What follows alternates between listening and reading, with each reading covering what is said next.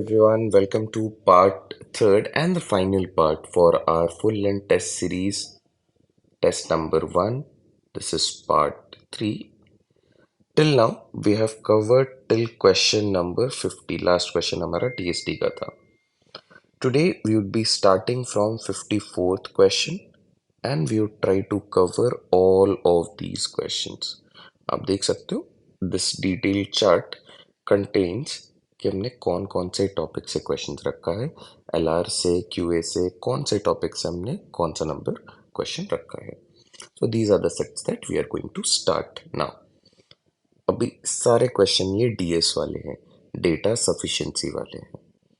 चलो, without wasting any time, let's begin with this. Starting up with the first question. क्या given है देखते हैं. Krishna's age is a 2 digit number K. देखो के यहाँ पे आपको दिख रहा होगा एक सिंगल डिजिट, ऐसा नहीं है. This is a variable which indicates a 2 digit number. So K लिए मुझे दो स्पेसेस रखने हैं. नाउ अगर आप के को स्क्वायर करोगे, it will yield a 3 digit number whose last digit is b. So k square will give you a 3 digit number whose last digit is b. I hope आप इसको समझ पा रहे हैं. Then consider the following question and statements. ये हमारे पास data given है. कभी भी ऐसा कुछ भी डेटा हो तो you have to analyze the data first before quickly jumping to the question. ठीक है. जैसे ऐसे कौन कौन से 2 डिजिट के नंबर्स पॉसिबल हैं जिनको स्क्वायर करने पे एक 3 डिजिट का नंबर बनेगा. That is the first goal. तो मैं फर्स्ट 2 डिजिट नंबर से स्टार्ट करूंगा, मे बी 10. 10 को स्क्वायर करा तो आई गेट 100. देन 11 को स्क्वायर करा आई गेट 121. 12 को स्क्वायर करा I get 144. Now moving in this manner, जरा मुझे क्विकली ये देखना है कि इफ आई डू 31 का स्क्वायर और 30 square I get 900. I do 31 का स्क्वायर आई गेट 961. बट इससे ऊपर if I do 32 square which is again a 2 digit number, तो क्या मुझे एक 3 डिजिट का नंबर मिलेगा? नो. सो 32 ऑनवर्ड्स 99 तक जो 2 डिजिट के नंबर्स हैं ये पॉसिबल ही नहीं है. What is possible? Only 10 to 31. Also it is important to note down, since we are squaring, तो मुझे बस ये देखना है कि अगर मैं जीरो को स्क्वायर करता हूँ तो लास्ट डिजिट जीरो आता है. 1 को स्क्वायर करा तो 1 आएगा. 2 को स्क्वायर करा तो 4 आएगा. 3 को स्क्वायर करूंगा तो 9 आएगा, जैसे 13 का स्क्वायर. या अगर मैं 23 का स्क्वायर करूं तो I know the last digit is 9. तो ये कुछ बेसिक फंडामेंटल्स हैं, जरा इन पे क्विकली काम कर लेते हैं. If I do 3 square it would be 9. 4 square, it would be 6. 5 square, always a 5. 6 square, always a 6. 7 square, 49. 8 square, last में 4. 9 square, लास्ट में 1. आप देख पा रहे हो, these are the only possible values. You get either 1 or 4 or 0 or 9 or 6 or 5. These are the values. ठीक है. Now what is the age of Krishna? Krishna's age is this number. ये तो समझ में आ रहा है आपको. Now let's understand quickly. B is a prime number. क्या 0 एक प्राइम नंबर है? No. क्या 1 एक प्राइम नंबर है? No. We know prime numbers are the numbers having exactly two factors. The first prime number is 2, then 3, then 5, then 7. आप देखो square करने पे इनमें से कौन कौन से वैल्यूज पॉसिबल है. क्या 2 कभी भी आएगा? नहीं आएगा. क्या 3 आ रहा है कभी भी स्क्वायर करने पे last digit? No. 5 yes. 7 no. We come to a conclusion कि ये अगर एक प्राइम नंबर है b की वैल्यू, तो this is only possible when I do either 15 square और 25 square, because I can not do 35 square. 35 square करने पे जो मेरे पास वैल्यू आ रही है it is a 4 digit number, तो वो पॉसिबल ही नहीं है. Now this is only possible for 225 and 625, the last digits, right? Okay, तो क्या मेरे पास एक डेफिनेट आंसर आ रहा है इस क्वेश्चन, इस स्टेटमेंट से? The Krishna's age could be either 15 or 25.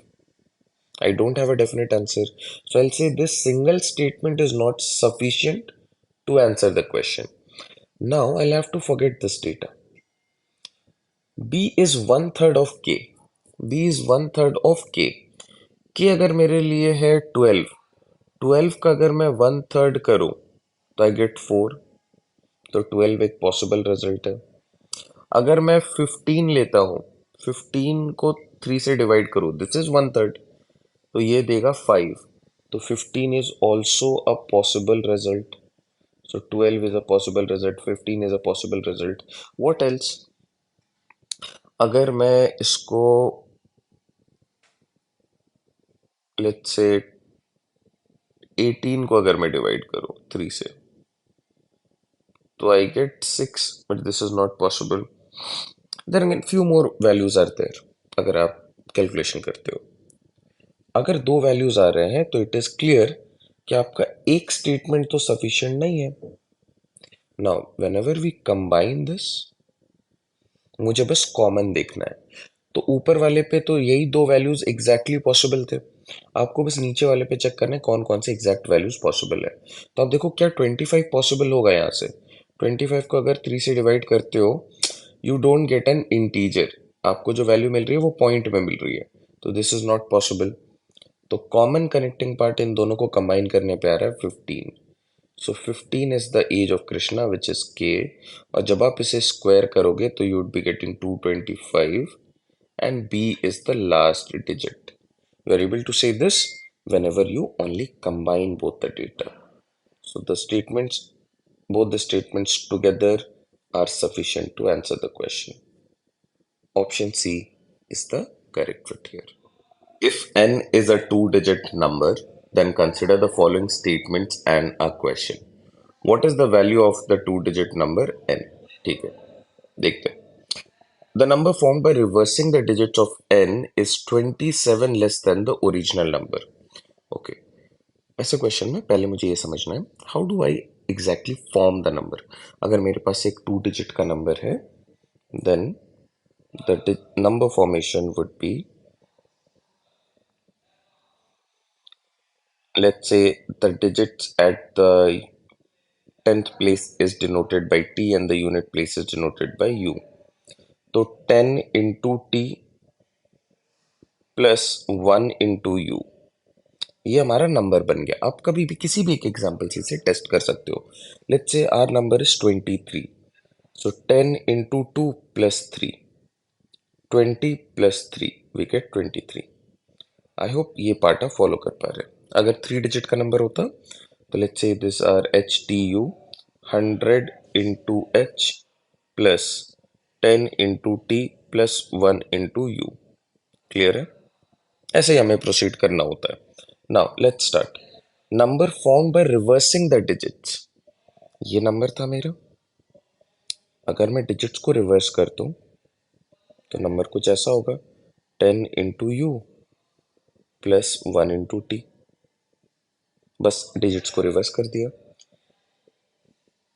Is 27 less than the original number, तो अगर मैं इन दोनों को सब्ट्रैक्ट कर दूं, ये स्टेटमेंट 1 से आ रहा है मेरे पास डेटा, तो इसकी जो वैल्यू है ये 27 है। Okay, let's start.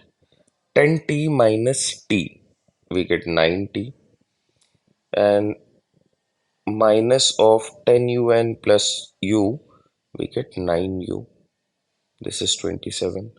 9 यहाँ पे कॉमन है दोनों में, तो t minus u is 27, which gives me t minus u as 3।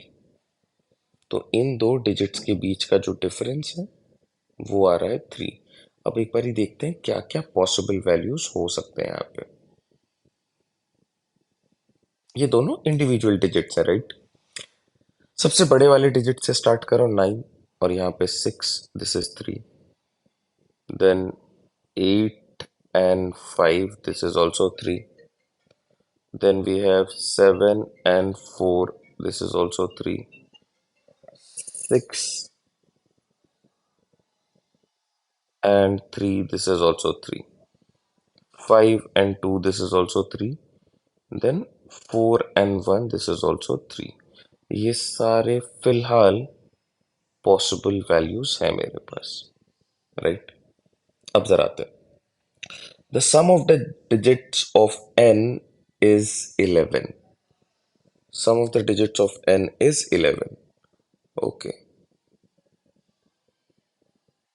T plus u must be 11 और ये स्टेटमेंट नंबर 2 से मिल रहा है. बट उससे पहले क्या सिंगल हैंडेडली आप बोल पा रहे हो स्टेटमेंट नंबर 1 से that what is the value of the two digit number? No. बहुत सारे पॉसिबल रिजल्ट आ गए, तो ये सिंगल हैंडेडली सफिशिएंट नहीं है. ओके, टी प्लस यू पे आते हैं और अभी मुझे बस ये देखना कि इन दोनों का समेशन 11 हो जाए. तो क्या मैं यहाँ पे कभी भी 0 और 11 रख सकता हूँ? नो, बिकॉज ये सारे सिंगल डिजिट्स हैं. क्या मैं 1 प्लस 10 रख सकता हूँ? Again no. So I'll have to start with 2 plus 9 or 3 plus 8 or 4 plus 7 or 5 plus 6 or going in this manner.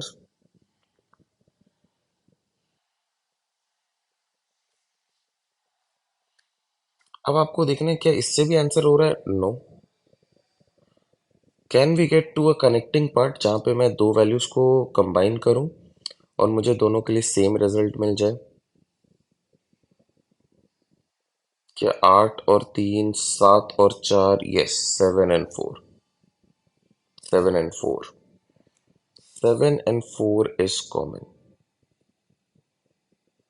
They'll say when you combine these two data, you get the correct answer. I hope this helps. Both statement number 1 and 2 together are sufficient to answer the question. If A, B, C, D and E are 5 consecutive positive integers. Integers क्या है? -0 positive पूरे number line पे इस तरीके से जो numbers हैं. अब ये पॉइंट वाले कोई भी नंबर्स नहीं होते हैं, जैसे -5 -4 -3 -2 -1 0 +1 +2 +3. पॉजिटिव इंटीजर्स ये रहे 1 से स्टार्ट होके गोइंग इन दिस डायरेक्शन. इनका एवरेज गिवन है 99. और एक और फंडामेंटल पार्ट है, that is these numbers are consecutive numbers. Average का लेक्चर अगर आपने देख रखा है तो you will have an understanding कि कॉन्जिक्यूटिव नंबर्स के सेट के लिए average is always the middle number. Average is always the middle number. अब अगर मेरे पास 5 कॉन्जिक्यूटिव नंबर्स हैं A B C D E, ये कॉन्जिक्यूटिव के साथ साथ इनके सेंटर पे जो नंबर आ रहा है वो इनके लिए एवरेज हो जाएगा. हमारे क्वेश्चन में एवरेज गिवन है as 99, so we place 99 here. अब ये पॉजिटिव इंटीजर्स है, कॉन्जिक्यूटिव है, तो इनमें गैप 1 का रहेगा. Next positive integer is 100. Next positive integer is 101. Previous positive integer is 98. Previous positive integer is 97. I hope आपके पास पूरा सीक्वेंस आ चुका है. जैसे आप इसको अगर रिलेट करना चाहते हो, टेक बेसिक एग्जांपल ऑफ 1 2 3 4 5. अगर आप पूछते हो कि इनका एवरेज क्या होगा तो मैं बोलूँगा middle number is the average. कैसे चेक करना है? सबको ऐड करके डिवाइड बाय 5 कर दो. 15/5, द आंसर इज 3. और लेट्स से 4 5 6, क्या ये कॉन्जिक्यूटिव सेट ऑफ नंबर्स हैं? येस. 5 is the average. क्यों? क्योंकि ये मिडिल पे है. 15/3 5. Now let's come back to our question. ये एवरेज का कॉन्सेप्ट हो गया, इसको हमने लेक्चर में इन डेप्थ डिस्कस करा है. Now the value of b into C plus d into E is an odd number. Odd number का लास्ट डिजिट जो होगा वो हमेशा या तो 1 होगा, 3 होगा, 5 होगा, 7 होगा या फिर 9 होगा. ओके, b इंटू सी, b है 98 into 99 plus D into E. D is 100 into 101. ना अगर मैं इनका प्रोडक्ट लूँ तो मुझे लास्ट डिजिट क्या मिलने वाला है? मुझे दिख रहा है 9 इंटू 8, 9 8 ज़ा 72, तो लास्ट डिजिट इस पूरे सम का 2 आएगा, प्लस 100 के साथ, ज़ीरो के साथ आप किसी भी वैल्यू को मल्टीप्लाई कर रहे हो तो ज़ीरो की प्रॉपर्टी प्रोडक्ट फॉर्म में ये होती है कि वो लास्ट में चली जाती है, तो इसके लास्ट में ज़ीरो आ जाएगा, लास्ट डिजिट। 2 लास्ट डिजिट है, यहाँ पे 0 लास्ट डिजिट है, ऐड करने पे इसका लास्ट डिजिट बन रहा है 2, और एक बड़ा नंबर है ये। क्या ये एक ऑड नंबर है? No, this is wrong, this is not an odd number. Now the value of this is an even number, right? Exactly an even number. Value of a into B plus C, 97 into 98 plus c which is 99 is an even number. Ideally मुझे इनको पूरा break down करना चाहिए, but मुझे पता है if I only calculate the last digit तो उसके बेसिस पे मैं ऑड और इवन को तो जस्टिफाई कर ही सकता हूँ। 8 7 ज़ा 56 plus 9 last digit, 9 plus 6 is 15, last digit is 5। तो इस पूरे सोल्यूशन का रिजल्ट जो होगा वो कुछ भी हो, last digit is always 5। Last digit अगर 5 है तो ये एक ऑड नंबर बन रहा है। पूछा जा रहा है is it an even number? No, this statement is also false. Which among the following are correct? Neither one not two, option D is are correct fit. Alright, moving ahead. If n be the sum of the given series, that is minus 125 plus minus 120 plus minus 115, इस तरीके से you are going up to 145, और उसके पहले पहले क्या है, तो कहीं ना कहीं I can say it would be plus 120 plus 125 plus 130 plus 135 plus 140 and 145 respectively. अब ज़रा आप ध्यान दो, अगर मैं आपको ऐसे कुछ नंबर्स लिखूँ, -15 plus -10 plus -5 plus 0 plus 5 plus 10 plus 15, इनका अल्टीमेट सम क्या होगा? आपको दिख रहा है -15 plus 15 cancelled out, -10 plus 10 cancelled out, plus 5 -5 cancelled out. तो क्या इस सीक्वेंस को जब मैं आगे लेके चल रहा हूँ, मुझे यहाँ पे भी एक प्लस 125 मिल रहा है, यहाँ पे भी -125 मिल रहा है, कैंसल्ड, 120, यहाँ पे भी 120 कैंसल्ड, एंड अल्टीमेटली यहाँ पे भी जितने नेगेटिव नंबर्स बन रहे हैं उनके पॉजिटिव इक्विवेलेंट्स भी बन रहे होंगे, तो ये सारे वैल्यूज़ आपस में कैंसिल आउट हो जाएंगे। सिर्फ कौन से ऐसे वैल्यूज़ हैं जो कैंसिल आउट नहीं होंगे? These are those values. आप क्विकली इनको ऐड करो। So we would be adding 130, 135, 140, 145, 5 5 10, then 4 4 4 is 12 plus 3 15, और एक और 550 इज द सम। अब इस सम के बारे में, या which is n is the sum, so this is n is exactly divisible by 2, yes, divisible by 3, 5 plus 5 plus 3, SOD, sum of digit is 10, 10 क्या 3 से divisible है? नहीं है, तो ये नहीं होगा। is an even number, yes, it's an even number. How many of the above mentioned statements are correct? How many of them? 2 of them, first and the third. यहाँ पे केयरफुल रहना, आपसे ये नहीं बोल रहा है कि विच स्टेटमेंट इज करेक्ट। अगर ये बोलता विच स्टेटमेंट इज करेक्ट तो ऑप्शन ऐसा कुछ होता 1 and 3। आपसे पूछा हाउ मेनी ऑफ देम, बहुत इंपॉर्टेंट पार्ट है। How many of the given statements are correct? 2 of them, and those statements are 1 and 3. I hope आप इस कैलकुलेशन को फॉलो कर पा रहे हैं? Moving ahead to the next question, is 5n + 25 divisible by 50? ये question है। उसके बाद you have statements, question, statements, and then option. Typical example of a data sufficiency question. सबसे इम्पॉर्टेंट टॉपिक अगर आपके लिए कुछ भी है, दैट इज डेटा सफिशिएंसी। जहाँ से भी मिल पा रहा है इसके कंटेंट को उठाओ और आप इन पे कमांड करो। Ultimately every year you get around 8 to 10 questions on data sufficiency and statement conclusion combined 12 से 13 क्वेश्चन। एक बहुत बड़ा क्वेश्चन है, आपको इसको ज़रूर अच्छा कर लेना चाहिए। Now coming to our question, solve करने का तरीका क्या है? आपको क्वेश्चन को पढ़ना होता है और समझना ये क्या पूछ रहा है आपसे, इसका आंसर क्या होना चाहिए, क्या एक्सपेक्टेशंस है। जैसे is 5n + 25 this is something divisible by 50, तो अगर वो डिविजिबल है तो आप बोलोगे यस, नहीं है तो आप बोलोगे नो। तो ये यस और नो पूछ रहा है आपसे, और आपको बस ये देखना है कि यूजिंग दीज स्टेटमेंट्स आप यस या फिर नो बोल पा रहे हो क्या? Are you able to clearly mention कि यस इट इज डिविजिबल और no it is not divisible? वो सर्टेनिटी आ रही है क्या? अब एग्जाम्पल्स के थ्रू, मतलब स्टेटमेंट्स का हेल्प लेते हैं। स्टेटमेंट नंबर 1, स्टेटमेंट नंबर 1, और हमारे लिए प्राइम वैल्यू क्या है? 5n + 25 डिविजिबल बाई 50, यस और नो। ठीक है,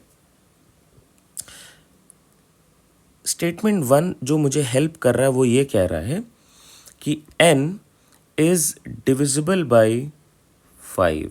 n अगर 5 से डिविजिबल है तो what could be the possible values of n?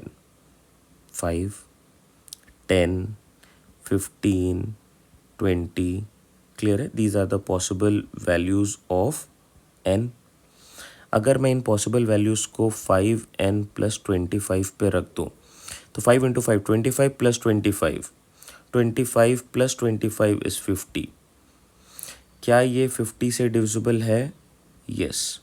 Next 10 × 5 50 + 25 75। क्या ये डिविजिबल है? नहीं है।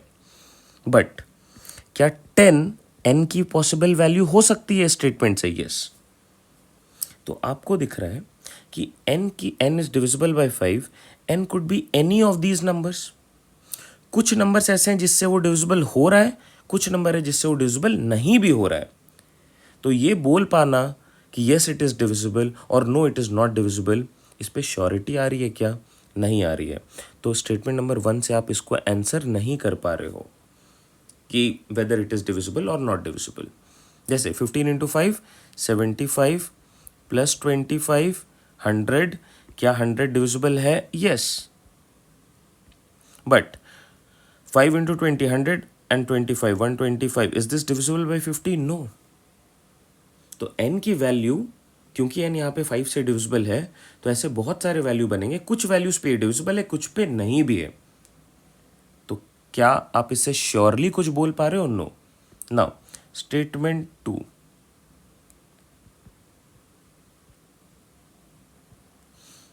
n is divisible by 10। तो अगर n 10 से डिविजिबल है, what are the possible set of values for n? n could be 10, 20, 30, 40। Alright, n एक ऐसा नंबर है जो 10 से डिविजिबल है, ऐसा स्टेटमेंट नंबर 2 कह रहा है। ओके, अब 5n + 25 की वैल्यूज देखते हैं क्या क्या बनेगी। तो 50 + 25 75। क्या ये डिविजिबल है 50 से? नहीं है। देन 125, क्या ये डिविजिबल है? ये भी नहीं है। देन इट इज़ 175, क्या ये डिविजिबल है? ये भी नहीं है। 225, क्या ये डिविजिबल है? ये भी नहीं है। मुझे ये समझ में आ रहा है कि सेकंड स्टेटमेंट से जो n की वैल्यू आ रही है वो ये सारे नंबर्स पॉसिबल है, और इन सारे नंबर्स पे आप देख रहे हो ये जो पूरा इक्वेशन बन रहा है ये कभी भी डिविजिबल नहीं है। तो आप बोल सकते हो ना कि yes it is not divisible. आप क्लियरली ये बोल पा रहे हो कि no it is not divisible. Is 5n + 25 divisible by 50? No. It is not divisible.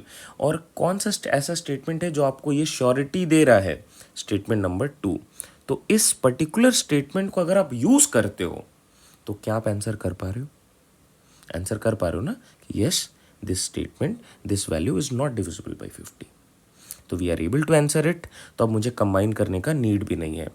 तो data in statement number 2 alone is sufficient to answer the question. 1 alone is not sufficient. 1 पे तो मैं कांट से सिनेरियो पे रुक जा रहा हूँ। Alright, ये तरीका है डेटा सफिशिएंसी के क्वेश्चंस को देखने का। Moving ahead, if a into b is 20, what is the value of a? Okay, a into b अगर 20 है तो पहले इसका रेफरेंस ड्रॉ करते हैं कि क्या हो सकते हैं। अच्छा, a और b को पॉजिटिव इंटीजर्स अगर मैं रखूँ तो 1 and 20, 1 into 20, 2 into 10, then 4 into 5, reverse कर दो, 5 into 4, 10 into 2 and 20 into 1। ये सारे पॉसिबल रिजल्टेंट वैल्यूज हैं, हाँ या ना? अब ज़रा स्टेटमेंट्स को देखते हैं और इनको क्लियरली सॉर्ट आउट करने की कोशिश करते हैं। स्टेटमेंट नंबर 1 क्या कह रहा है? A and B are positive integers, ठीक है। B is even and B is greater than A. B even है और बी ए से बड़ा है। तो मैं कौन कौन से वैल्यूज को यहाँ पे रखूँगा? बी इवन होने चाहिए, तो ये वाला नहीं होगा, ये वाला नहीं होगा, और बी ए से बड़ा होना चाहिए। यहाँ पे बी ए से छोटा है, यहाँ पे बी ए से छोटा है, तो ये सारे नहीं पॉसिबल है। कौन कौन से पॉसिबल है ए एंड बी के लिए? 1 20 2 10। देखो, दो पॉसिबल वैल्यूज आ रहे हैं। तो what is the value of A? A could be 1 और 2। तो क्या स्टेटमेंट नंबर 1 से ये आंसर हुआ? नहीं हुआ। दो वैल्यूज आ गए ना ए के।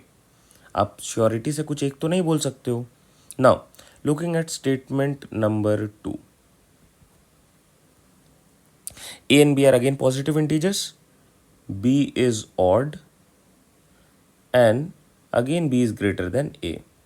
अगर b odd है तो b odd है तो ये वाला नंबर या फिर ये वाला नंबर होगा, but b is greater than a। b greater than a का मतलब है b is 5, a is 4, b is 1, a is 20। No, this is not possible. b greater than a होना चाहिए। सिर्फ और सिर्फ एक ही रिजल्ट आ रहा है और उस केस में a की वैल्यू आ रही है 4। तो क्या ये यूनिक सोल्यूशन है? बिल्कुल है। आप इसे आंसर कर पा रहे हो using statement number 2 alone. If the data in statement number 2 alone is sufficient to answer the question. I hope आप इसे फॉलो कर रहे हैं। डेटा सफिशिएंसी, जैसा मैंने आपको बताया है, ये एक इम्पॉर्टेंट टॉपिक है। Moving ahead, how many days does Ashwini take to build a wall if Ashwini and Charvi together can build a wall in 20 days? Okay, Ashwini plus Charvi एक काम को 20 दिन में करते हैं, 20 डेज। तो ऑब्वियस सी बात है, अगर अश्विनी अकेले इस काम को करेगा या चारवी अकेले इस काम को करेगी तो इन दोनों को 20 डेज से ज़्यादा लगने वाला है। दोनों मिलके उस काम को कर रहे हैं, the work is done in laser number of days. अकेले तुम उस काम को करने जाओगे, तुम्हें ज़्यादा टाइम लगेगा, that is certain. Now Ashwini को कितना टाइम लगता है वो पूछा जा रहा है। आपके पास डेटा क्या है स्टेटमेंट नंबर 1 से? Statement number 1, चारवी can alone build half the wall in 30 days. Half the wall in 30 days, तो फुल वॉल इन 60 डेज। आधा काम 30 दिन में, पूरा काम 60 दिन में। तो क्या मैं यहाँ से ऐसे बोल सकता हूँ, Charvi would do this work in 60 days and Abhishek plus Charvi can do this work in 20 days. क्या आप ये फॉलो कर पा रहे हो? अब अगर आपको अश्विनी के लिए निकालना है, ए अलोन के लिए हमारे पास बहुत सारे फॉर्मूलाज हैं, ठीक है, शॉर्टकट फार्मूलाज भी है, बट आप एक बार ही कॉमन मल्टीपल रूल से चलो। क्या आ रहा है इनका कॉमन मल्टीपल? 60। तो अब टोटल वर्क आ गया 60। एफिशिएंसीज बोलो 1 यूनिट, एफिशिएंसी बोलो ए प्लस बी की 3 यूनिट्स, जिससे मुझे ये समझ में आ रहा है ये है efficiency of C, 3 is the efficiency of A plus C, जिसमें सी की वैल्यू 1 होगी। तो ए की एफिशिएंसी क्या आ जाएगी, 2 यूनिट्स पर डे। तो ए को कितना टाइम लगेगा alone, 60/2 which is 30 days. Now please understand कि इस क्वेश्चन में आपसे एग्जैक्टली ये नहीं पूछा जा रहा कि अश्विनी को कितना टाइम लग रहा है वो टाइम बताओ। आपसे ये डेटा सफिशिएंसी का क्वेश्चन है, आपसे ये पूछा जा रहा है क्या ये स्टेटमेंट सफिशिएंट होगा ये बताने के लिए कि अश्विनी को कितना टाइम लगेगा। तो आप कैलकुलेट करने के चक्कर में मत फंस जाना। यहाँ पे आपको कॉन्सेप्ट पे काम करना है कि अगर a प्लस बी गिवन है एंड b अलोन गिवन है तो a अलोन कैलकुलेट हो जाता है। क्या ये दो डेटा गिवन था, यस। तो क्या मुझे कैलकुलेट करना है, नहीं। आई नो कि a alone can be easily calculated, ऐसा नहीं कि इसको कैलकुलेट नहीं किया जा सकता है, इसको आप आराम से कैलकुलेट कर सकते हो। कर लिया हमने, क्लियर है, समझ में आ रहा है। तो this question is solvable using statement number 1 alone. Now let's look at statement number 2। Statement 2 क्या कहता है, it takes 39 days to build the wall on alternate days. मतलब अगर अश्विनी इस काम को स्टार्ट करता है अपनी एफिशिएंसी से first day, then second day Charvi, again third day Ashwini, fourth day Charvi, इस तरीके से अगर ये लोग काम को करते हैं तो टोटल काम कंप्लीट हो रहा है 39 डेज में, विच इंडिकेट्स कि अश्विनी अगर काम को स्टार्ट कर रहा है तो ये 20 डेज काम करेगा एंड चारवी 19 डेज काम करेगी। और इस काम को चारवी स्टार्ट कर सकती है एंड फिर फॉलोड बाय अश्विनी। अगर चारवी स्टार्ट कर रही है तो वो 20 डेज काम करेगी एंड अश्विन 19 डेज। क्या पूछा है आपसे, how many days will Ashwini take to build the wall. क्या इस डेटा से आप ये कैलकुलेट कर सकते हो कि अश्विनी को कितना टाइम लग रहा है। एक डेटा बस गिवन है, A plus C will together take 20 days on alternate days. तो इनकी एफिशिएंसीज क्या है कि कितना अमाउंट ऑफ वर्क ये एवरी डे कर पाते हैं या कर सकते हैं, वो गिवन नहीं है। अगर वो गिवन नहीं है तो आप इस सिंपल डेटा को यूज करके सिंगल हैंडेडली उसको आंसर कर ही नहीं सकते हो, not possible. The data in one alone is sufficient to answer the question. Option A here is the correct fit.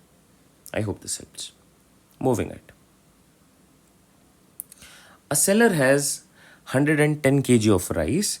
He wants to weigh anything between 1 to 110 kg. Then consider the following statements. Using a double pan beam balance, the minimum number of different weights needed is 5. Using a single pan beam balance, the minimum number of different weights needed is 7. ये बहुत ही interesting question है from the topic beam balance. अब इस पे we have a dedicated lecture as well, YouTube पे डली हुई है, आप देख लेना, हमारे चैनल पे आपको मिल जाएगा। बीम बैलेंस किसी न किसी प्रैक्टिस सेशन में करवाया है उसको अच्छे से इन डेप्थ। अभी मैं आपको उसका कॉन्सेप्ट देने की कोशिश करूँगा विद दिस क्वेश्चन। समझना, जब हमारे पास एक डबल पैन वाला बीम बैलेंस है तो इसमें क्या है कि जब आप किसी सामान को वे कर रहे हो तो आप एक्चुअली में दोनों तरफ वेट्स रख सकते हो, ठीक है। और अगर आपके पास एक सिंगल बीम बैलेंस है, ये डबल पैन बीम बैलेंस, ये सिंगल पैन बीम बैलेंस, इस केस में जो शॉर्टकट्स हैं वो काम करते हैं as powers of 3 and powers of 2। कैसे करना है मैं एक एग्जांपल देके आपको समझा देता हूँ। जैसे आप देखो 2 का वो कौन सा पावर है जो 110 में कंटेन्ड है, इसको एक्सीड नहीं करना है फाइनल वैल्यू को। तो आप बोलोगे 2 to the power 7 is 128 and 2 to the power 6 is 64। तो ये 2 टू द पावर 0 से 2 टू द पावर 6 इतने डिफरेंट वैल्यूज़ इसके पॉसिबल है। क्या क्या होंगे वो? ये होगा 2 पे पावर 0, 2 पे पावर 1, 2 पे पावर 2, 2 पे पावर 3, 2 पे पावर 4, 2 पे पावर 5, 2 पे power 6। What are these values? 1, 2, 4, 8, 16, 32 and 64। अब ज़रा समझते हैं। अगर मुझे वेट करने हैं, केजीज में लिख रहा हूँ, 1, 2, 3, 4, 5, 6, 7, 8, 9, 10। आप मुझे बताओ, ये सारे वेट्स आपके पास अवेलेबल हैं अभी? These are the actual weights that you have right now. ठीक है, मुझे 1 kg वे करना है सिंगल पैन वाले पे, तो मैं 1 kg वाला वे यूज़ करूँगा। मुझे 2 kg यूज़ करना है तो मैं 2 kg वाला एक यूज़ करूँगा। मुझे 3 kg को वेट करना है तो मैं एक 1 kg वाला एक 2 kg वाला यूज़ करूँगा। मुझे 4 kg वे करना है, मैं 4 kg वाला वेट यूज़ करूँगा। 5 kg वे करना है, एक 4 kg वाला एक 1 kg वाला। इस पे बिठा दो, वे हो जाएगा ना, कोई इशू तो नहीं है। फॉलो कर पा रहे हैं? नाउ 6 के लिए again I can use a 4 and a 2, 4 and अ 2। 7 के लिए आई कैन यूज 4, 1, 2। 8 के लिए आई कैन यूज 8 kg वाला। 9 के लिए आई कैन यूज 8 + 1। 10 के लिए I can use 8 + 2। I hope ये सारे आप फॉलो कर पा रहे हैं, powers of 2। Similarly powers of 3 किस में कंटेन होगा? इस वैल्यू पे। तो 3 की हाईएस्ट पावर क्या कंटेन होगी? 3 पे पावर 4। कहाँ से स्टार्ट होगा? 3 पे पावर 0 से, 3 की पावर 1, 3 की पावर 2, 3 की power 3। What are the weights? The weights are 1, 3, 9, then we have 27 and then 81। अब समझना, अगर आपको 1 kg वे करना है तो 1 kg का वे यहाँ पे रख दो। अगर आपको 2 kg वे करना है तो आप 3 kg यहाँ पे रखो, 1 kg यहाँ पे रखो। इन दोनों का डिफरेंस क्या है? 2 kg का है। आपको 4 kg वे करना है, 3 kg तो ये है, 4 kg तो 3 + 1 कर दो। आपको 5 kg वे करना है तो 9 एक तरफ रखो, एक तरफ रखो 3 and 1। इन दोनों का डिफरेंस इस 5 kg। आई होप अब आप इसे फॉलो कर पा रहे हैं। जैसा भी क्वेश्चन आएगा आप बड़े आराम से उसे कर लोगे। 6 kg वे करना है, 9 रख दो और इस तरफ 3 रख दो, आ जाएगा। कोई दिक्कत? क्लियर है किस तरीके से काम करना है? आपको अगर 7 kg वे करना है तो आपने 9 रखा, 1 रखा 10 एंड इस तरफ 3 रख लिया। इन दोनों के बीच का डिफरेंस 7। तो ये शॉर्टकट्स हैं जो आपको ध्यान में रखने हैं। और आप देख पा रहे हो, अगर ये शॉर्टकट्स आपके ध्यान में है तो in no time you can actually solve it. मैंने इसको 5 मिनट में आपको एक्सप्लेन करने की कोशिश करी है। इस पर डेडिकेटेड 20 to 30 मिनट्स का पूरा लेक्चर है। उसमें इन डेप्थ बताया है कि कैसे क्या होते हैं, वैल्यूज़ कैसे रखना है, क्या रखना है, और इससे सिमिलर 1-2 और क्वेश्चन करवाए हैं। तो आप उसको देख लेना, ढूंढ लेना, चैनल पे आपको मिल जाएगा। तो आप देख पा रहे हो यहाँ पे टोटल 5 वेट्स और इस वाले में 7 वेट्स। तो मिनिमम इतने होने चाहिए। Yes, both of them are absolutely correct, both 1 and 2 follows. Moving ahead, coding decoding, another very important topic. Every year आपको इससे 3 से 4 क्वेश्चंस तो मिलते ही हैं। सबसे इंपॉर्टेंट टॉपिक अगर आपके लिए कुछ भी है तो वो है कोडिंग डिकोडिंग एलआर का। DS data sufficiency is part of LR and QA. Single handedly LR बोलना है, कोडिंग डिकोडिंग करके जाओ, आएगा ही आएगा। Hope is coded as 44। अगर ऐसा कुछ भी है तो आपको ये समझना है कि अगर लेटर्स पे और यहाँ पे नंबर ऑफ टर्म्स मैच नहीं कर रहे हैं, 1 2 3 4 होने चाहिए थे, 4 नहीं है, तो आपको ये समझ में आ रहा है कि 1-on-1 कोडिंग तो नहीं हो रही है। अब आप इनके अल्फ़ाबेटिकल लेटर्स को देख के इनका न्यूमेरिकल कोड बताओ। H is at 8th position O is at 15th position, P is at 16th position, E is at 5 position. इनको ऐड करो, 5 15 20 और 20 और ये हो गया 24 44. Okay, love is coded as 54. Values लिखते हैं 12 15 22 5. 15 और 5 20, 20 और ये 22 42, 42 और 12 54. सिमिलर नोट पे piece, PEACE 16 5 1 3 5 5 5 10, 16 4 20 30. Option B is are correct fit. अब इसके लिए आपको ध्यान में रखना है alphabet and their numerical code. बहुत सारी चीज़ें हैं जो आपको हेल्प करती हैं इनको याद करने में. कोडिंग डिकोडिंग वाले टॉपिक में इसको डिटेल में एक्सप्लेन करा है, आप उसको देख लेना. कोर्स में भी मेंशन्ड है, यूट्यूब पे भी आपको मिल जाएगा. अ cube of each side 10 centimetre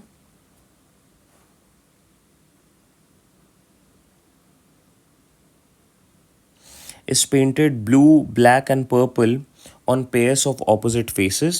It is then cut into small cubes each of side 2 centimeter. Okay, ऐसे क्वेश्चन में it is always easier अगर मैंने क्विकली इसको ड्रॉ कर लिया. अब इसमें टाइम वेस्ट नहीं करना है, इसको जल्दी करना है. अब देखो, अगर 2 सेंटीमीटर वाले ब्लॉक्स बन रहे हैं तो टोटल 4 कट्स लगाने होंगे. 1 2 3 4 2 2 2 2 2. ओके, इनको एक्सटेंड कर दो. अब तो जाके ये कट बने ना. सोच के देखो ज़रा, अगर आप कट लगा रहे हो एक ब्लॉक पे तो कट नाइफ यहाँ पे प्लेस्ड होके इस तरीके से पूरा कट होके जाएगा. This is 1 cut, this actually is 1 cut, 2 cut, 3 cut and 4 cuts. अब इसको सारे एक्सिस पे लगाते हैं.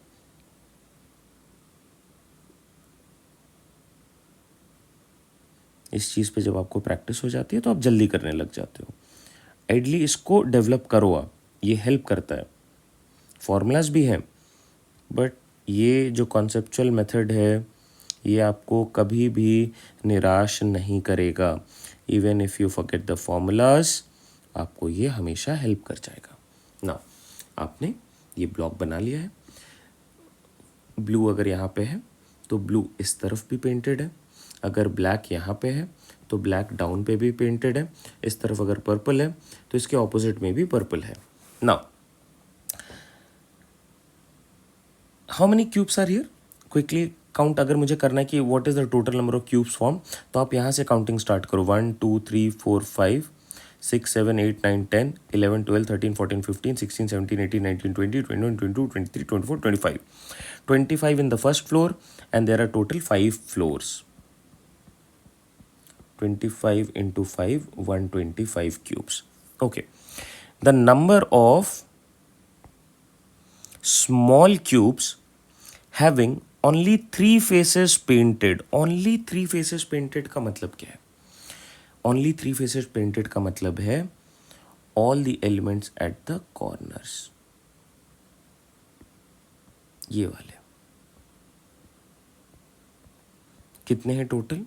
Always 8. अगर मिनिमम 2 फ्लोर है तो always it is 8. Absolutely correct. The number of small cubes which have no face painted. No face painted का मतलब क्या है?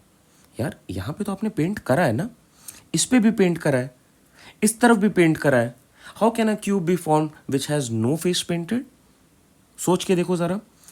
ये एक सॉलिड फिगर है, आपने सॉलिड फिगर को ऊपर ऊपर से पेंट करा है.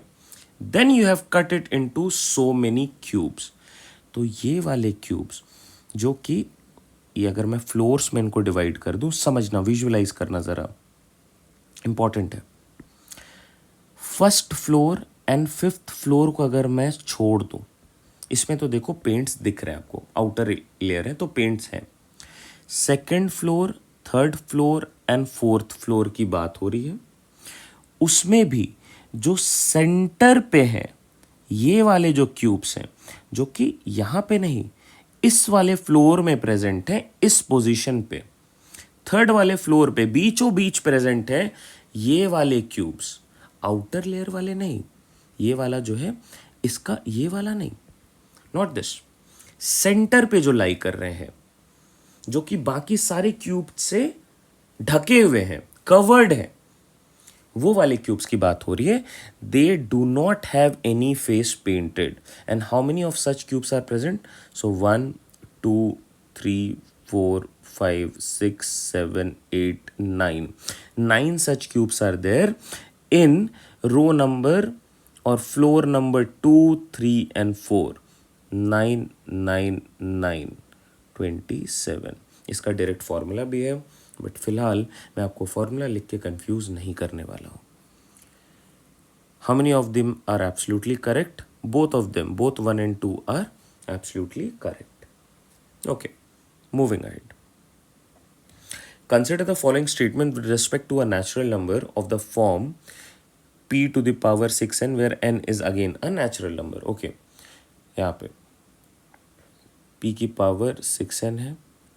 अगर ये एक नंबर है तो आपको बताना है a is always, okay, let's keep this as a, misprint हो गया.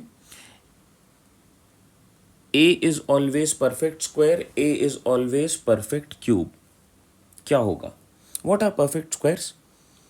1 is a perfect square number. क्यों? क्योंकि ये 1 का स्क्वायर है. 2 is not a perfect square. 3 is not a perfect square. But 2 square is a perfect square. So 4 is a perfect square. 3 square again is a perfect square.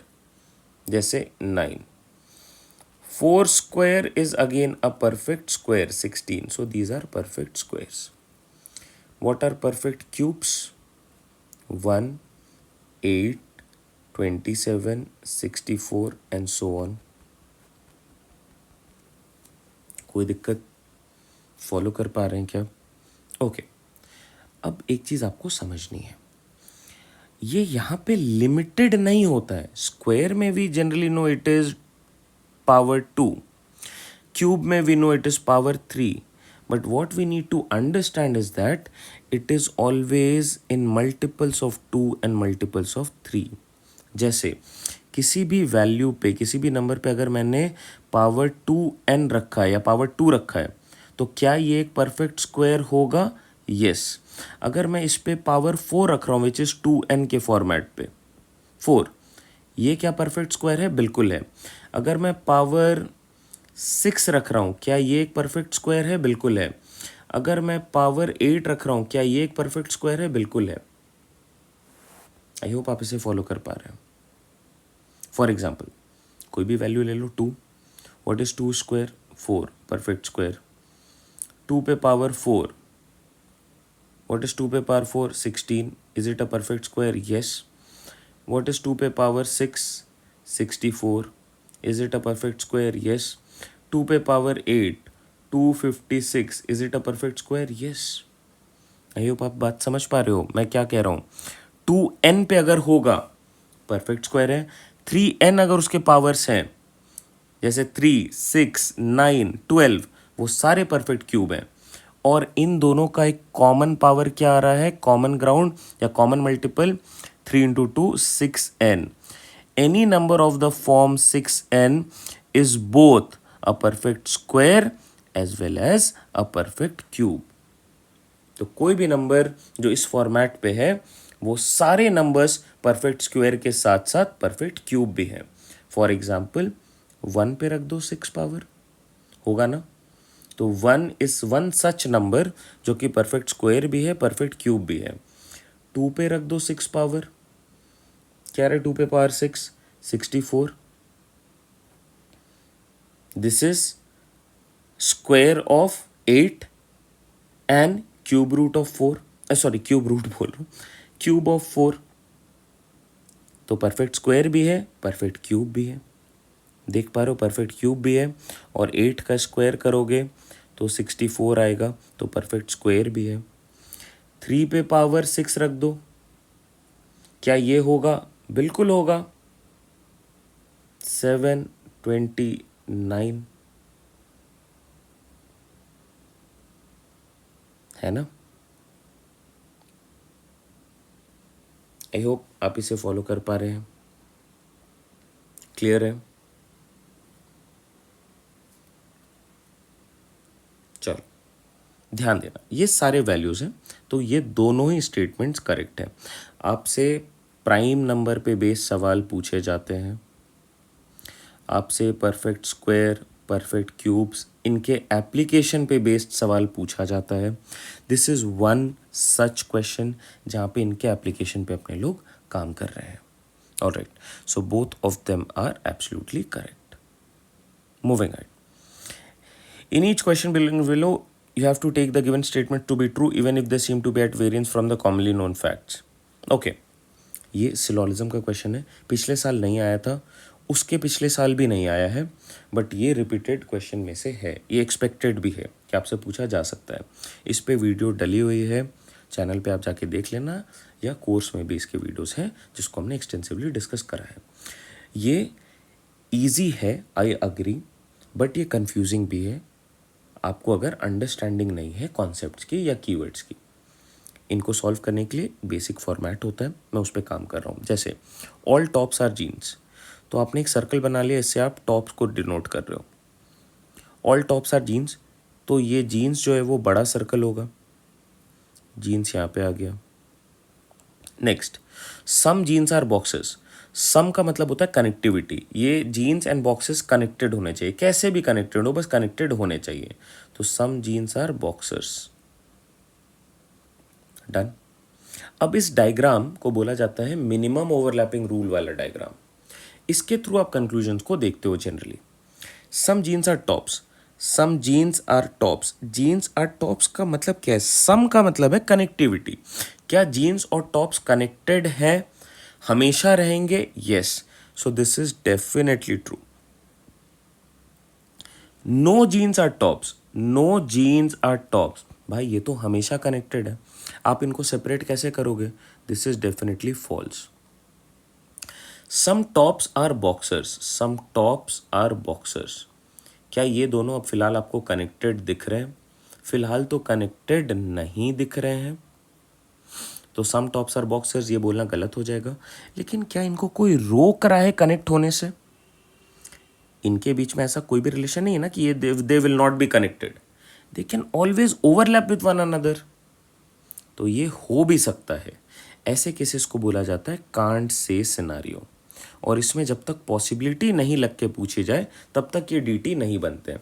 मान लो ये ऐसा given होता, some tops are boxes is a possibility, उस case में क्या होता है, यहाँ से यहाँ आपने सॉल्व करा can't say plus possibility, this is definitely true. Now no tops are boxes, no tops are boxes, tops and boxes अभी तो दिख रहा है कि yes it is not holding true, but हो भी सकता है, this is again can't say scenario. अब ये जो क्वेश्चन जानबूझ के मैंने रखा है बिकॉज इसमें जो सिलोजिज्म के लेक्चर को हम लोग दो पार्ट में डिवाइड करते हैं, ईदर और केस को डिफरेंट रखते हैं, उसको भी इसमें मिला दिया है। ये ईदर और का स्पेसिफिक केस बन गया है, जहाँ पे आप सोच के देखो, क्या मैं ये बोल सकता हूँ कि दोनों ही फॉलो नहीं करेंगे? ऐसा नहीं बोल सकता ना। अगर पहला वाला फॉलो नहीं करेगा तो इस केस में दूसरा वाला ऑटोमेटिकली फॉलो कर गया, और अगर पहला वाला फॉलो कर रहा है तो उस केस में नेचुरली दूसरा वाला फॉलो नहीं करेगा। एलिमेंट सेम है, कीवर्ड्स कॉम्प्लीमेंट्री हैं, और दोनों ही कांट से कंक्लूजन पे हैं, तो इनमें से कोई एक ज़रूर फॉलो करेगा। कौन सा फॉलो करेगा at the same time I don't know, but कोई एक तो डेफिनेटली ट्रू है। तो ईदर 3 और 4 and 1 is definitely true. Option D is the correct fit. I hope this helps.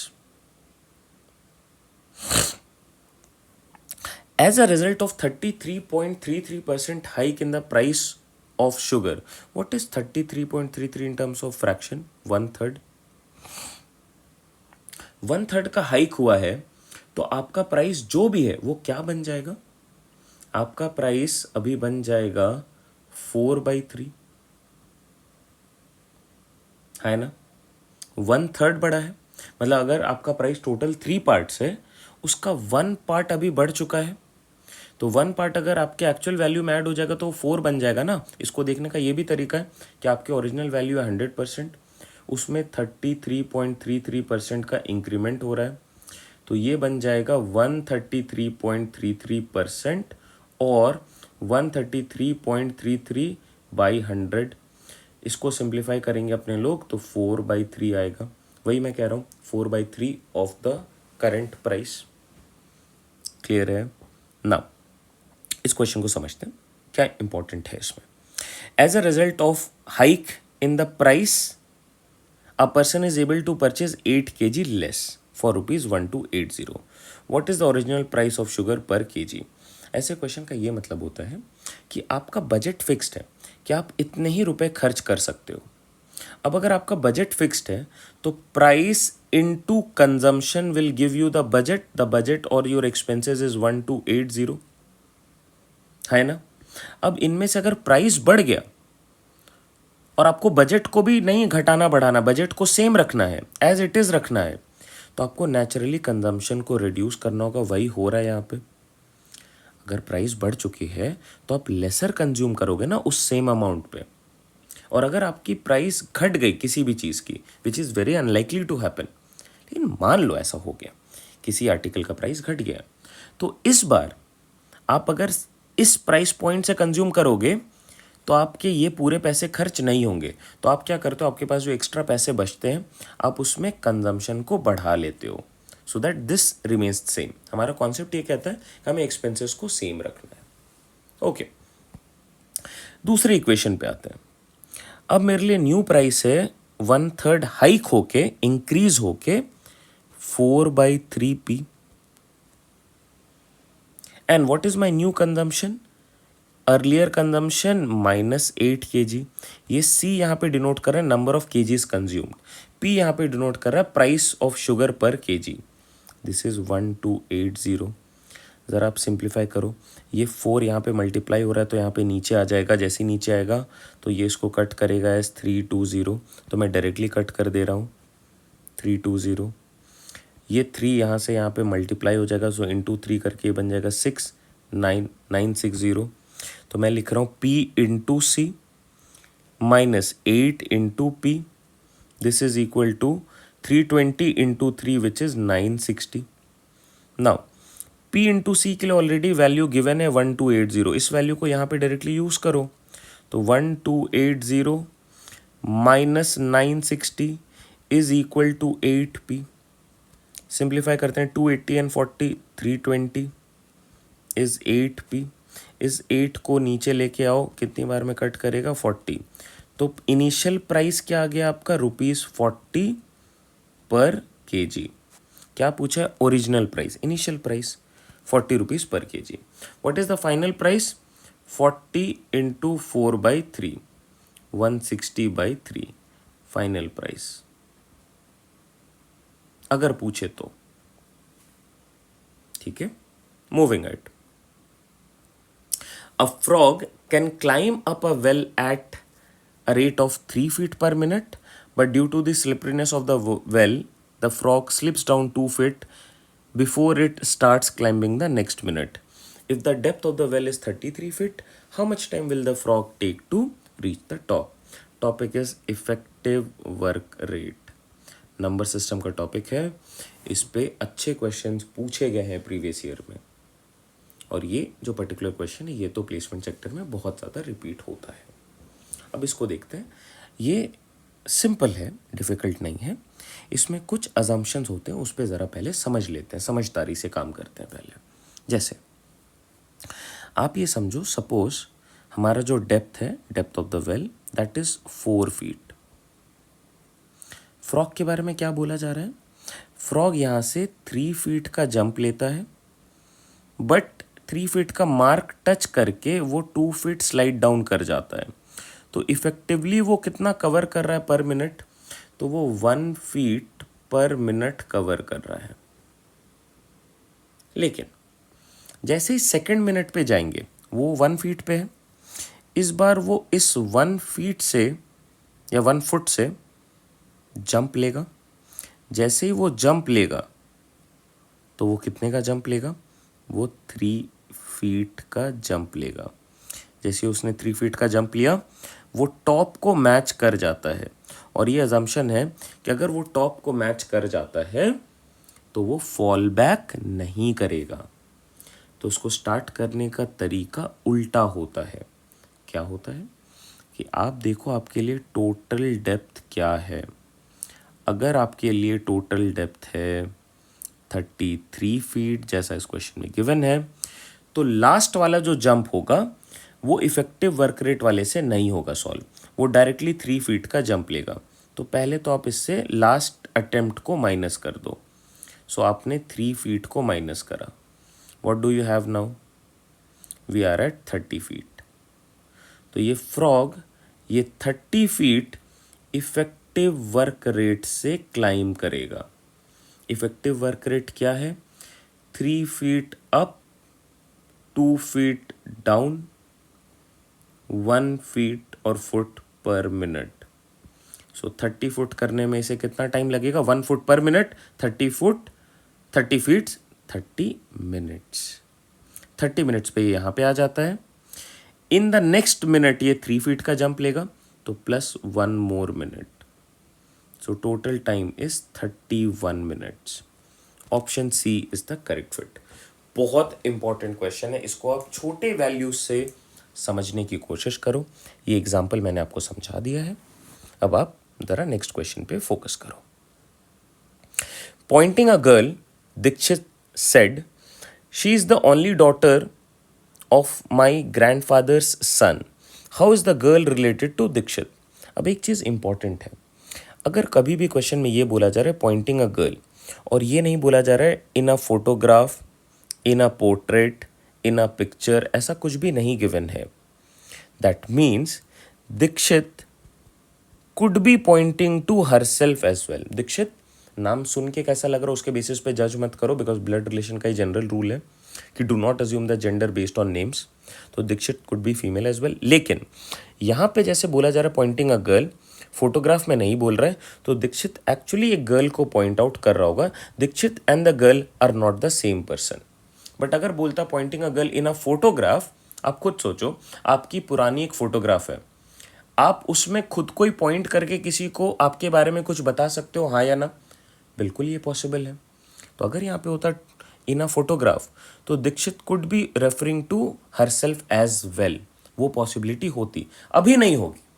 Okay, अब जरा काम करते हैं क्या क्या पॉसिबिलिटी है। अभी we know Dixit and the girl are 2 different persons. Okay, Dixit को मैं डी से डिनोट कर रहा हूँ, मैं जेंडर अभी नहीं लिख रहा हूँ। इन जनरल प्लस से पॉजिटिव से मैं मेल को डिनोट कर रहा हूँ, नेगेटिव सिंबल से मैं फीमेल को डिनोट कर रहा हूँ। Alright, Dixit she is the only daughter of my Dixit को रिप्रेजेंट कर रहा है ग्रैंड फादर सन। दीक्षित के ग्रैंडफादर 3rd जनरेशन पे होंगे, प्लस साइन से मेल है। दीक्षित के ग्रैंडफादर के सन, दीक्षित के फादर और दीक्षित के uncle. Who is Dixit grandfather son? It could be Dixit father और अंकल। कहीं पे भी ये तो मेंशन नहीं है कि दीक्षित ग्रैंडफादर्स ओनली सन। अगर ओनली सन होता तो 100% वो दीक्षित के फादर पे ही रिलेट होता। यहाँ पे सन बोला जा रहा है, तो it could be Dixit father और Dikshit uncle. Now who is the only daughter of my father? Dikshit ऐसा बोल रहा है, the only daughter of my father is my sister, और the only daughter of my uncle is my cousin. क्या cousin और sister दोनों ही मेंशन्ड है? दोनों अगर मेंशन्ड है तो क्लियरली आप बोलोगे डेटा इनएडिक्वेट, बिकॉज मैं किसके बारे में बात कर रहा हूं वो एविडेंट नहीं है फ्रॉम द गिवन डेटा। मेरे पास 2 पॉसिबिलिटीज बन रहे हैं, दोनों ही ओपन दिख रहे हैं। Data inadequate is the correct fit here. लेकिन मान लो this question was she is the only daughter of my grandfather's only son. उस केस में my grandfather's only son, my Dixit को रिप्रेजेंट कर रहा है, तो ये दीक्षित अपने फादर साहब के बारे में बात कर रहा है. इसके only my the only daughter of my grandfather's only sun is my sister, तो उस केस में आंसर होता सिस्टर. अंकल वाला पॉसिबिलिटी बचता ही नहीं, होगा ही नहीं. अभी it is data inadequate. Here the correct answer is sister. I hope you are following it. Blood relation again एक वेरी इंपॉर्टेंट टॉपिक है, आप इसको कवर कर लो. एवरी ईयर इस पे भी क्वेश्चन पूछे जा रहे हैं, इंपॉर्टेंट है. Moving at. Clock. What is the angle between minute hand and hour hand when the clock shows 7:20 hours? Okay. पहले इसको प्लॉट कर लेते हैं quickly. This is 12, 3, 6, 9, 4, 5, 7, 8, 10, 11, 1, 2.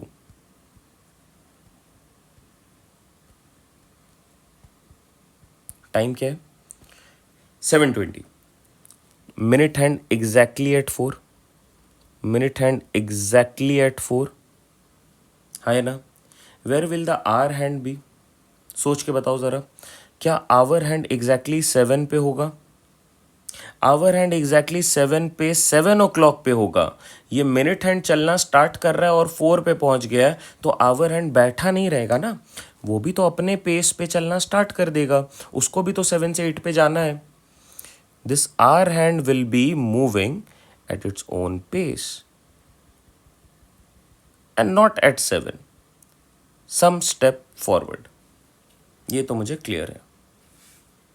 Now, what is the angle formed? Always take the angle in clockwise direction. So this is the angle that we are looking out for. Okay, you tell me quickly. ये जो angle होता है ना, this is 30 degree, 30 degree, 30 degree, right. Total 360 degree. 360 degree by 12 divisions you get 30 degree. इस तरीके से भी calculate कि 30 डिग्री है वो. So this I know is 30, this again is 30, this again is 30. अब अगर ये 7:30 की बात कर रहा होता 7:30, तो डेफिनेटली आपने आधा आवर कवर कर लिया, तो ये बिल्कुल सेंटर पे होता, तो उस केस में ये 15 हो जाता. तो आपको ऐड करने होते हैं 90 + 15 विच इज़ 105. बट ये उससे भी लेस होगा, तो 100 इज़ द करेक्ट फिट. अब एग्जैक्टली कैसे कैलकुलेट करना है तो कर लो. You know the hour hand travels 30 degree in 60 minutes. Hour hand का मैं मूवमेंट कैलकुलेट कर रहा हूँ. Hour hands movement, it travels 30 degree in 60 minutes, और in 60 minutes it travels 30 degree. In 1 minute it will travel 30 by 60 degree, or in 20 minutes it will travel 30 by 60 into 20. Simplify करते हैं इसे ज़रा. 10 degrees exactly यार. ये देखो, this is 1/3 of this, so 10 degree. Again 4 to 8, 10 more degrees, 10 more degrees. 10 more degrees कहाँ पे? यहाँ पे 10 degrees, 10 degrees, 10 degrees. So this value is 10 degree, and ultimately together this is 100 degrees. Option B is the correct fit. This is logical method of looking at it. आपके पास formula भी है, formula से भी आप इसे सॉल्व कर सकते हो. क्लास में हमने डिस्कस कर रखा है. Moving ahead. To pass an examination, 40% marks are essential. Avi obtains 10% marks less than the passing marks, and Shimansha obtains 11.11% less than Avi. What percentage less than the sum of Avi's and Shimansha's mark should Vani obtain to pass the exam? Okay, now let's understand few things. ये percentage based सवाल है. कभी भी percentage based सवाल है. ये 40% marks है, ये 10% मार्क्स है, तो ये टोटल मार्क्स का ही पार्ट होगा ना. Passing marks is also some marks out of the total marks. So we start by assuming the total marks something. So let the total marks be 100n. क्यों 100n लिया? Simply because ये percentage वाले values 100n से अगर मैं multiply करूँ तो मुझे बहुत ईजिली मैं इनको फिगर आउट कर सकता हूँ. मैं अगर इसको x रखूँगा तो 40% वुड बी 40/100x। मुझे ये डिनोमिनेटर नहीं चाहिए, मुझे मज़ा नहीं आता है डिनोमिनेटर में, सिंपल सी बात है। मुझे डिफ़िकल्ट होती है डिनोमिनेटर के साथ कैलकुलेशन करना। तो मैंने क्या करा, मैंने अज्यूम कर लिया हमारे नंबर को as multiple of 100। Why? Because every time we remove this percentage sign हमारे पास डिनोमिनेटर में 100 आएगा। What is n%? n/100। तो अगर मैं डिनोमिनेटर पे जो आ रहा है उसी को अगर न्यूमरेटर में रख लूं तो ये हमेशा कैंसिल आउट हो जाएंगे ना। That's the trick. Now what is passing marks? 40%। 40% of this value 40/100 into 100n। Simplify करो, दिस सिंपली बिकम्स 40n। और ये आप सोचते नहीं हो, आप डायरेक्टली लिख देते हो। नेक्स्ट, अवी obtains 10% marks less than the passing marks. अच्छा, पासिंग मार्क्स है 40, इसका 10% मार्क्स क्या है? 10% ऑफ दिस इज 4 मार्क्स। तो 4 मार्क्स आप इसमें से लेस कर दो, you would be getting 36n marks. तो अभी को मिले हैं 36n marks which is 10% less than passing marks. Okay, what about Shimansha? Shimansha obtains 11.11%। Rule of 9 2 11 अगर आपको ध्यान में होगा, बताया है ये मैंने कि अगर ये ऐसा है 11 का टेबल चल रहा है तो डिनोमिनेटर कभी भी 11 का नहीं होगा, 9 का होगा। 11.11% इज एज गुड एज 1/9। जैसे 9.09% is as good as 1/11। 22.22% is as good as 2/9। ये सारे वैल्यूज़ हैं जो आपके कैलकुलेशन को ईजी करते हैं। इन सब को हमने डिस्कस कर रखा है। अगर इंडेप्थ पढ़ना है you can always see those lectures and get in touch. चलो यहाँ पे आ जाते हैं, क्या करना है। 11.11% दैट इज 1/9 लेस देन अवी। अवी को मिले हैं 36 मार्क्स, 36n मार्क्स। इसका 1/9 कितना होगा? 1/9 ऑफ 36 इज 4। तो 4 मार्क्स इसको लेस कर दो आप, 36 minus 4 we get 32। Shimansa has received 32n marks which is 11.11% less than Avi। Now आपके पास सबके वैल्यूज हैं। Should Vani obtain to pass the exam? तो वानी को कितने लाने हैं टू पास? 40n। अब देखते हैं रिक्वायर्ड परसेंटेज क्या है। इसको देखने के हमारे पास बहुत सारे तरीके हैं। We try to go by the steps. Percentage calculation में we need a numerator and a denominator into 100 because 100 is a constant. What percentage less than the sum of Avi's and Shimansha's marks? Then के बाद आ रहा है सम of अवी and शिमांशा। तो सम of अवी and शिमांशा नीचे आ गया। What is this value? 36 and 32, 68n। What percent less than the sum of Avi and Shimansha's mark should Vani score to pass? इन दोनों के सम से कितना लेस स्कोर करना है वानी को पास करने के लिए? वानी को पास करने के लिए 40n स्कोर करने हैं which is 28n less than the sum of A and B. तो how much percent less than the sum of less than A and B? तो less than A and B क्या है? 28n। अब ज़रा आप इसे सॉल्व करो। This becomes n N n cancelled out. 4 के मल्टीप्लाई में 7 और ये 17। 700/17%। Option B is are correct fit. I hope this helps. Clear है? ये कुछ हमने जानबूझ के क्वेश्चन को ट्रिकी रखा है और ये जो चीज़ें हैं ये बेसिक्स हैं कि how do you formulate a percentage, क्या काम करना होता है, किन पे ध्यान देना होता है, कीवर्ड्स पे ध्यान देना होता है। ये कीवर्ड्स क्या क्या हैं आपको पता है, मैंने बताया है। On, off, then, from, to, with respect to, as compare to. चलो मूविंग अहेड। यूनिट डिजिट का क्वेश्चन है। ये dot stands for a digit, मैं उस डिजिट को डी मान रहा हूँ। तो डॉट्स को मैं डी से डिनोट कर रहा हूँ, D, then plus 2D plus 3D plus DD plus D2 is equal to, अगर आपने इन सबको ऐड कर दिया देन यू गेट 19D। अब ऐसे क्वेश्चन में इट इज़ ऑलवेज एडवाइजेबल कि आप यहाँ से कुछ लॉजिक ढूंढो और एक सिंप्लीफाइड इक्वेशन बनाओ। तो d plus D plus D plus D is 4 times d। मान लो d की वैल्यू 3 है, तो 3 प्लस 3 प्लस 3 प्लस 3 को ऐसे बोल सकते हो ना, 4 इंटू 3। तो वही कर रहे हैं अपने लोग, we form the equation as 4 into D plus 2 will give you the last digit as D. यही आ रहा है ना, डी, ये सारे वैल्यूज को ऐड करो, 2 ऐड करो, तो जो इसका लास्ट डिजिट आएगा वो डी होना चाहिए। अब आप डी के लिए ऑप्शंस पे जंप कर जाओ और रिवर्स से स्टार्ट करो। ऑप्शन ए क्या गिवन है, 2। तो अगर आप यहाँ पे 2 प्लेस करते हो, ये बन जाएगा 4 इंटू 2 8 प्लस 2 विच इज 10। क्या लास्ट डिजिट मैच किया? नहीं किया। 2 होना चाहिए था, क्या है 0। ये मैच नहीं किया, ऑप्शन ए इज रॉन्ग।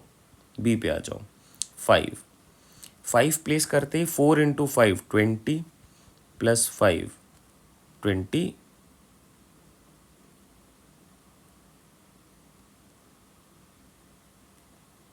5, ये मैच कर गया। कोई दिक्कत?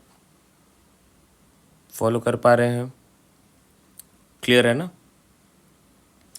ओके, नेक्स्ट देखते हैं क्या आ रहा है। 6 को प्लेस करा, 6 4 ज़ा 24 प्लस 2, ये भी मैच कर रहा है। ओके, अरे ये कैसे मैच कर गया? कहीं पे हमने मिस्टेक कर दिया क्या?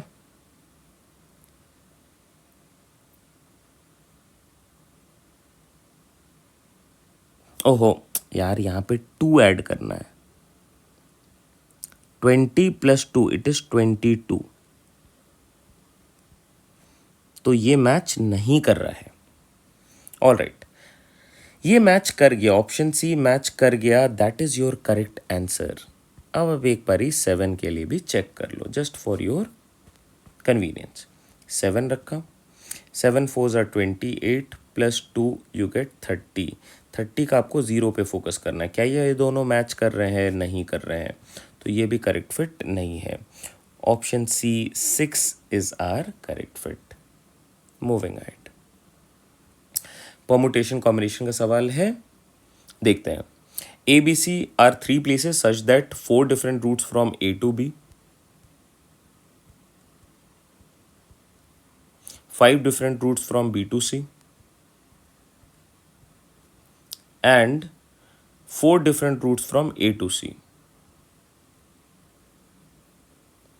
In how many different ways can one travel from A to C? देखो A to C के लिए मेरे पास 2 ऑप्शंस है। Either I can go direct, so we have 3 ways, or I can go to A to C via B. अब मुझे यहाँ पे roots देखने हैं। अगर मैं, ये देखो रोड्स हैं, 1 नंबर पे जाऊँ तो यहाँ के 1 नंबर से जाऊँगा, दिस इज़ 1 वे। मैं यहाँ से 1 पे जाऊँ और यहाँ पे 2 पे चले जाऊँ, दिस इज़ अनदर वे।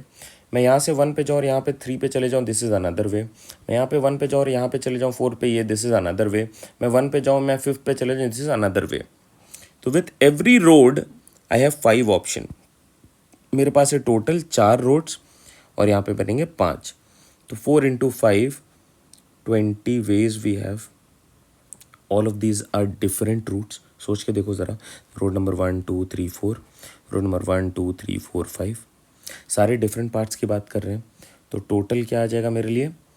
अच्छा, there are 4 different routes, 1 2 3 4, not 3, इसको ज़रा रेक्टिफाई कर लो, 4। तो total 24 ways. Option C is are correct fit. ऐसा एक सिमिलर क्वेश्चन आपके 2022 में भी पूछा गया है। Moving ahead,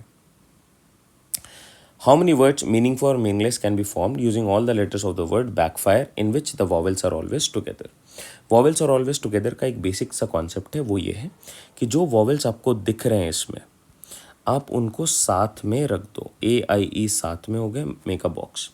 then write down the other elements B C K F are.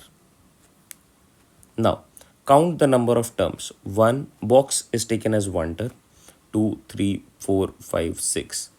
6 different elements आपस में कितने डिफरेंट वेज में अरेंज होंगे? तो आप बोलोगे they can be arranged in 6 factorial veg. अब ये बॉक्स आपका अजम्पशन है. ये बॉक्स भी के एलिमेंट्स भी तो आपस में इंटरचेंज हो सकते हैं ना. ए आई ई इज डिफरेंट फ्रॉम ए ई आई और ई आई ए. These are all different. So these three elements can interchange among themselves in 3 factorial ways. What is the correct fit? 6 factorial 720 into 6. ये बन जाएगा 6 2 ज़ा 12, 7 6 ज़ा 42 और 143. 4320 different words. Few of them could be meaningful, few of them could be meaningless. But these many words जिनमें जो vowels हैं वो हमेशा साथ में ही मूव करेंगे. ब्रैकेट बनाने का ये मतलब है कि अब आपके पास ऐसे कुछ अरेंजमेंट्स आ सकते हैं जहाँ पे आप देख पा रहे हो ये ब्रैकेट में ही मूव करेंगे. ये आपस में इंटरचेंज हो सकते हैं बट ये कभी भी अलग नहीं होंगे. इनके बीच में बी नहीं आएगा, इनके बीच में के नहीं आएगा, इनके बीच में एफ नहीं आएगा.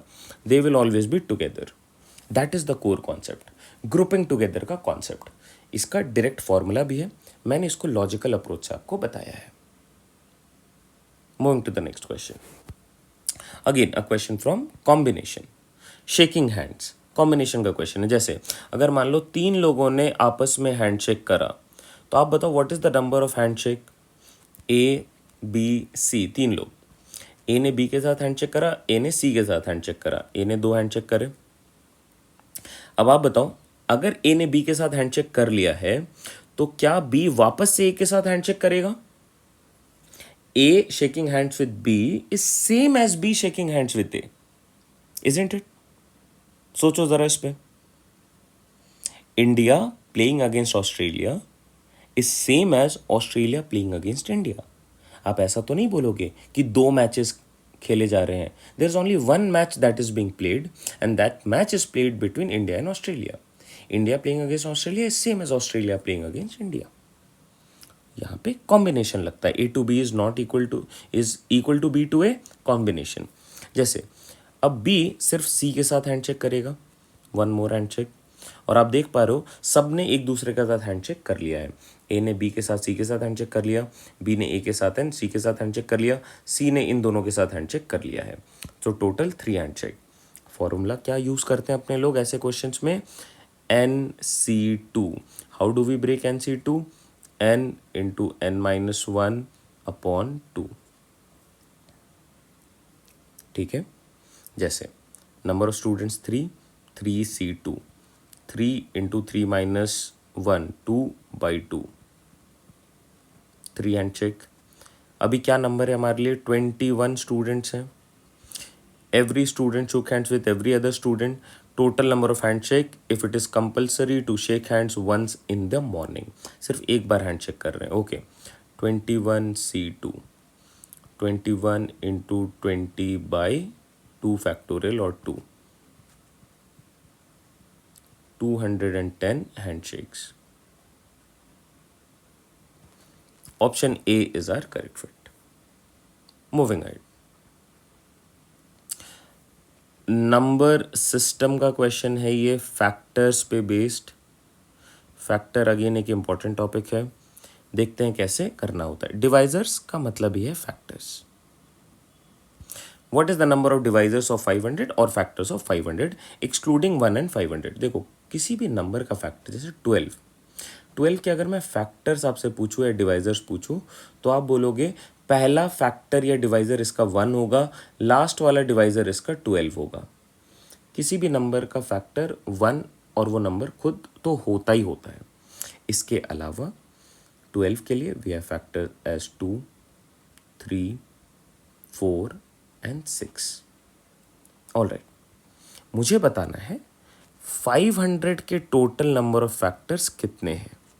तो ये इस तरीके से बता पाना मुश्किल हो जाएगा. If I just keep on writing actually all the factors and counting it, difficult हो जाएगा. मैं क्या करूँगा, जो इसके लिए हमारे पास मेथड है उनके थ्रू जाऊँगा। मेथड कुछ ऐसा है, मैं 12 के साथ उसको एक्सप्लेन कर रहा हूँ। You have to do the prime factorisation of the number. 12 को अगर आप प्राइम फैक्टराइज करोगे तो आप इसे बोल सकते हो 4 into 3 which is 2 square into 3 पे पावर 1 लिख सकते हो ना। 12 को आप ऐसे कर लो, 12 2 से डिवाइड करो 6, 2 से करो 3, 3 से करो 1, तो 2 2 times, 3 1 time. Now number of factors is actually power plus 1, power plus 1 product, so 3 into 2, 6 factors। क्या इसके 6 फैक्टर्स हैं, गिन लो, 6 ही है। क्लियर है? तो मुझे 500 को प्राइम फैक्टराइज करना होगा। 500 को प्राइम फैक्टराइज करने के लिए मुझे पता है इट इज़ 100 इंटू 5। 100 को मैं 25 इंटू 4 लिख सकता हूँ, 25 को मैं 5 स्क्वायर लिख सकता हूँ, 4 को मैं 2 स्क्वायर लिख सकता हूँ। एक 5 यहाँ पे, 2 5 यहाँ पे है, तो मैं all of this can be written as 2 square into 5 cube. 125 into 4 is 500। Okay, prime factorise करना होता है, प्राइम फैक्टर्स के फॉर्मेट पे लिखना होता है। Now what is the number of factors? Power plus 1 into power plus 1, 3 into 4, 12 factors. और ये जो 12 फैक्टर्स हैं 500 के, इनमें 1 भी इंक्लूडेड होगा, 500 भी इंक्लूडेड होगा। तो अगर मैं इन दोनों को एक्सक्लूड कर दूं, then what is the total number of factors? 10 factors. क्यों बोला है क्वेश्चन में excluding 1 and 500? So there are 10 factors. Ideally there are 12 factors. I hope factor वाला part आप follow कर पा रहे हैं with this formulas. Now last question for the day and for our full length test 1. जो भी इस पार्ट को देख रहे हो और इसके पहले वाले पार्ट्स को नहीं देखा है, आप उन सबको देखो, गो थ्रू करो। इन सब में हमने अच्छे से डिस्कस करा है कि आपको कहाँ पे काम करना है, कौन से टॉपिक को कहाँ से रेफ़र करके पढ़ना है, कहाँ पे डिस्कस कर रखा है, किन पे आपको ज़्यादा श्योरिटी से करने हैं, किन क्वेश्चंस को जो ज़्यादा एक्सपेक्टेड है, उन सबको आप उसी फॉर्मेट पे देखो। और एक रिक्वेस्ट रहेगा, if you are seeing this lecture तो आप नोट्स बनाते रहो, जो भी मैं करवा रहा हूँ आपको, आप उनको लिखते रहो, वो डेफिनेटली हेल्प करेगा आपको। चलिए इस क्वेश्चन को देखते हैं। Seller ask his vendor to inflate bill by 10%। Inflate bill by 10% का मतलब है प्राइस को 10% से इंक्रीज कर दो। And he also inflates the bill by 10% while selling. Find his actual profit percentage.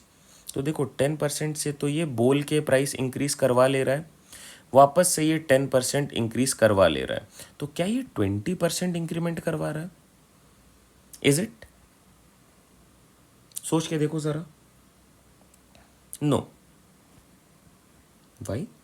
Because जैसे ही जो भी इसका बिल अमाउंट है, लेट्स से इट इज ₹100, इसने 10% से इंक्रीमेंट कराया, now the bill price is ₹110। अब ये एक नया नंबर बन गया ना, ये 110 बन गया, इसका 10% इज ₹11। अगर इसको 10% से वापस इंक्रीमेंट करवाओगे तो इट विल बिकम 121 रुपीज़। अब आप देखो कितने का इसको गेन हो गया।